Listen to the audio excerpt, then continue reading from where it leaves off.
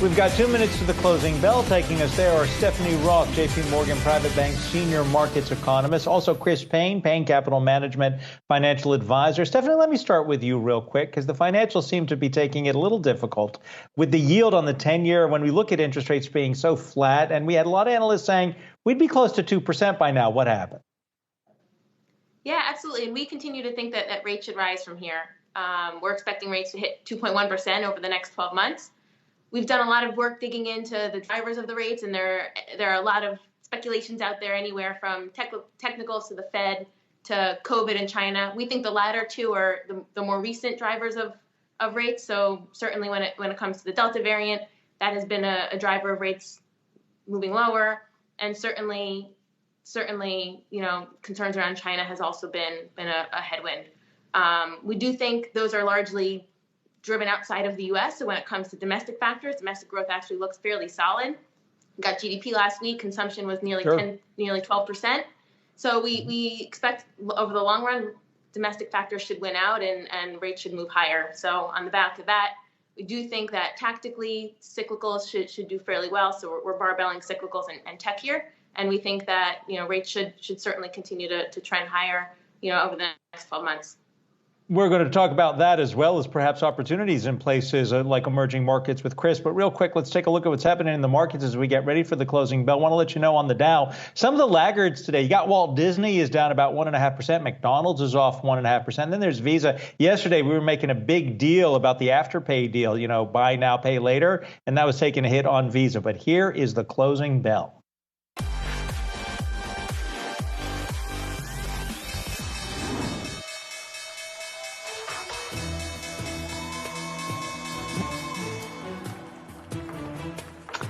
And that does it for the trading day today. Again, we're seeing this move to the upside across the board. The Dow closing up 279 points, right around the highs of the day. The S&P up about 0.8%. The Nasdaq also posting gains up 80 points. 10 of the 11 sectors moving to the upside. We're seeing leadership from energy, industrials, and healthcare. In terms of what's not working today, communication services, it's the only laggard just in terms of sectors. Top performers in the Dow right now, IBM, Amgen, and 3M. Let's bring back Stephanie Roth and Chris Payne.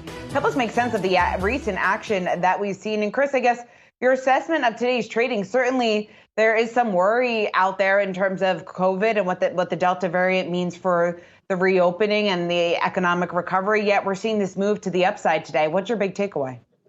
Well, this is something I talk a lot about on my podcast, and I talk a lot about my clients, is that you always got to remember the markets are always forward looking, right? It's never the news today that's what's affecting the markets, because remember, if it's in the price, if it's in the press, it's in the price. And, if you think about it, they're talking about requiring vaccines. They're talking about bringing the mask mandates back. The market doesn't care about that. The market just looks forward, looks what's in for the future. And there's a lot of good things happening right now, like the infrastructure bill is looking very positive. People are getting out there traveling. Marriott just came out with its earnings. They beat their earnings at 79 cents earnings per share versus 57 cents a share a year ago. So, even though things do look bleak, things are continuing to get better. And not to mention, don't underestimate Americans' ability to spend. There's about $4.5 trillion sitting in cash on the sidelines, and that money's got to find its way into the market.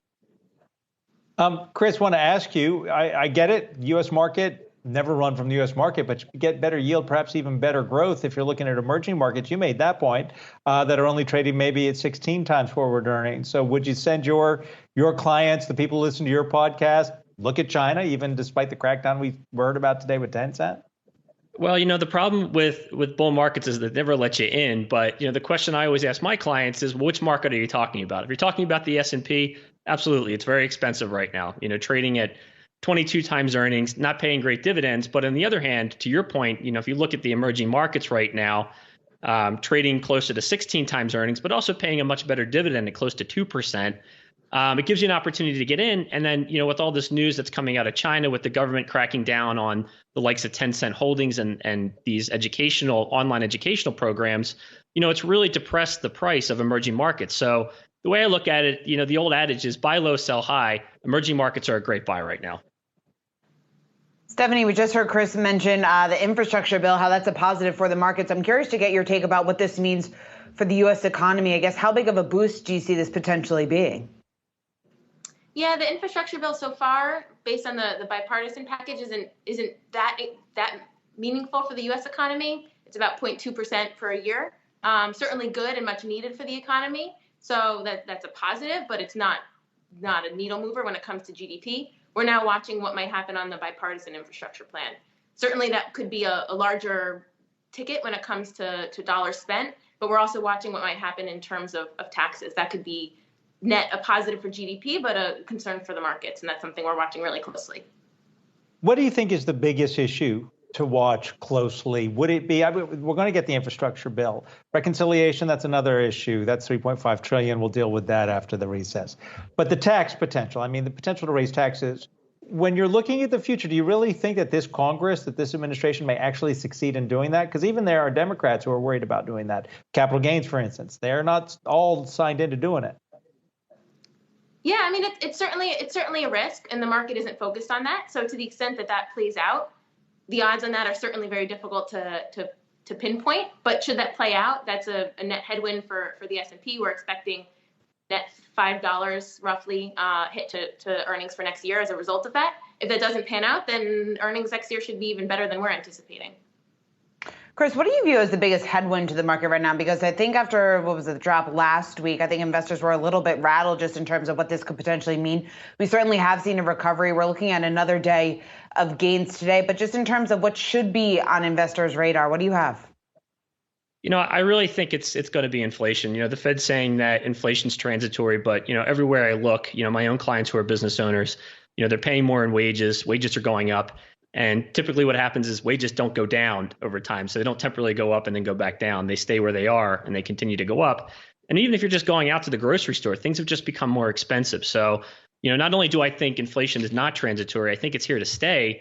And I really think it's going to have an impact different markets versus say, like, for example, like growth has been the big winner over the last 10 years, big tech. I think big tech is going to face the biggest headwind when it comes to inflation, or like what we call long duration assets, whereas things like pipelines, commodities, things that are more value based, I think those things are going to be more benefit from inflation. Chris, wages may not come down, but markets tend to adjust. And for instance, lumber was 1,500. I forget how they actually measure it. It came down to 1,000. So why wouldn't inflation settle? Why would the Fed get this wrong? Well, lumber did come back down in price. It's still a lot higher than it was a year ago. And if you got to think, they put so much stimulus in the economy, they practically fired a bazooka at it. And that's very inflationary. Again, that the fact that they're paying employers more money, that's very inflationary.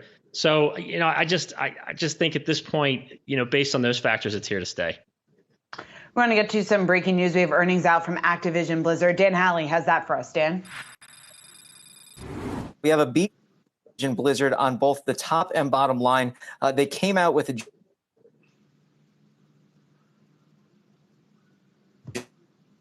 just the inclusion of some deferred revenue that they saw from digital subscriptions as well as game sales. Earnings per share was 91 cents. That's versus 75 cents. They also have beat on the projected for Q3 forecast. They're calling for 1.85 billion in revenue versus 1.79 billion for the coming quarter. They're, however, going to see less in terms of earnings per share at 65 cents compared to what Wall Street was expecting for 75 cents. And this all, of course, comes against the backdrop of the recent sexual harassment scandal that's been going on at the company. The president of Blizzard stepped down, Jay Allen Brack, this morning, is being replaced by two co-leaders. And so there's also a new lawsuit on top of the current sexual harassment lawsuit accusing the company of misleading investors and not telling them about the sexual harassment lawsuit beforehand. All right, Stephanie, I want to get back to this discussion about inflation because I saw you wanted to get in on this, and it looks as if though the Fed may be getting it right that inflation is transitory. You're the economist. Correct me if I'm wrong. Completely agree with you on that. Inflation just screams transitory to us when we look at the data. A lot of it's been driven by used cars. When you take that out of the data, inflation isn't really scary. When you look at core PCE ex autos, it's actually just 1.8% over the past two-year period. So from our perspective, you're starting to see signs that inflation is cooling. The data aren't really particularly scary to us. We continue to think that prices should continue to slow over the next year. When it comes to wages, Certainly, wage pressures have been high recently, but we think that's driven by a couple of factors. Unemployment benefits, which are quite generous, and they're starting to roll off, and we should just continue to see that heading into September. Concerns around COVID, that's certainly a transitory factor. And then childcare issues also, as schools start to reopen, we should see the wage pressure start to subside. So when we look at the data, it's not scary to us, and we certainly would agree with the Fed that inflation should be transitory here. Stephanie, lots of focus is going to be on the Fed's meeting out or what we hear from Jackson Hole at the end of this month. I guess, what do you think the Fed's what do you think the Fed's message, should be, or what do you think Powell needs to clearly, if I can speak, Powell needs to clearly articulate and communicate to the markets?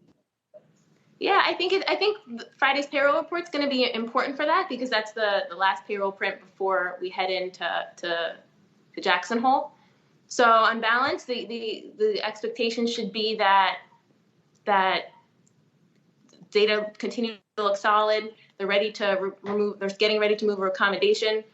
Our expectation is that in November they should announce the taper, in December they should do the taper. So we would expect it to be just in line with that, and continue to reiterate the message that the economy looks healthy and they're ready to remove accommodation. Stephanie, Chris, hold 1 second. We got Lyft earnings. Jared Blickering going to steal the headline. Quote, "We had a great quarter," said Logan Green, co-founder and chief executive officer. Break it down for us.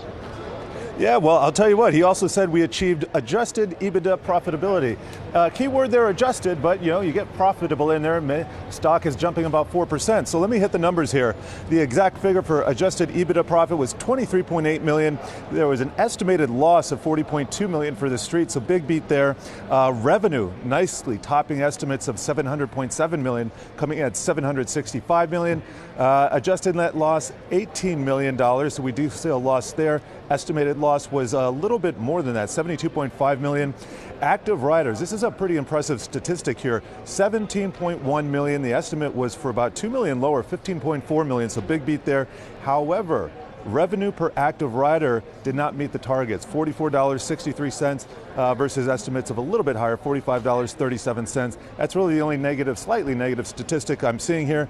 And then I will give you the full quote, Adam, from Lyft CFO Brian Roberts here. Q2 was truly exceptional. We grew active riders by more than 3.6 million from the prior quarter, generated 125% year-over-year revenue growth, and achieved adjusted EBITDA profitability. So last time I looked at the stock, it was up about 4% in after-hours trading. All right, Jared, $765 million. I think the expression is, I'm not mad at that.